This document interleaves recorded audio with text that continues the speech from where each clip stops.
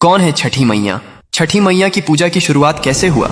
जब सृष्टि की शुरुआत हुई तब ब्रह्मा जी ने अपने कमंडल से जल उंडेला और सृष्टि का निर्माण प्रारंभ किया, लेकिन सृष्टि अधूरी थी। पुरुषों के बिना स्त्री शक्ति का अभाव था। ब्रह्मा जी ने स्वयं को दो भागों में विभाजित कर लिया, एक पुरुष भाग जो सृष्टि का आधार बना और दूसरा स्त्री भाग जो प्रकृति देवी के रूप में प्रकट हुई।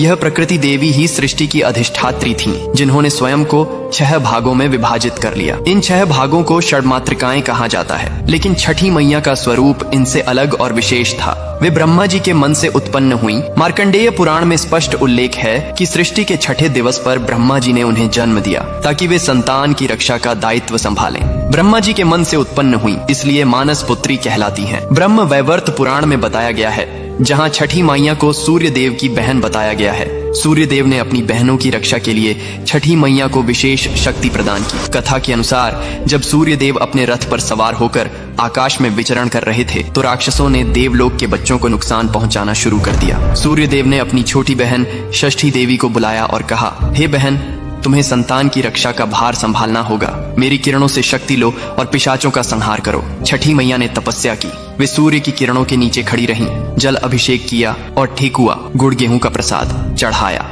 उनकी तपस्या से प्रसन्न होकर सूर्य देव ने उन्हें अमृता और रक्षा शक्ति का वरदान दिया। पिशाचों को हराकर बच्चों को बचाया। इस कथा से छठ पूजा में सूर्य और छठी मैया की संयुक्त पूजा की परंपरा चली। पुराणों में कहा गया है कि छठी मैया बिल्ली के रूप में भी प्रकट होती हैं, क्योंकि बिल्ली माँ की तरह बच्चों की रक्षा करती है, रात में जागती रहती है और खतरे से पिशाचों को हराकर बच्चों को बचाती है। इसीलिए उन्हें छठी मैया कहते हैं, जो छठे दिन जन्मी और छठे दिन पूजी जाती है।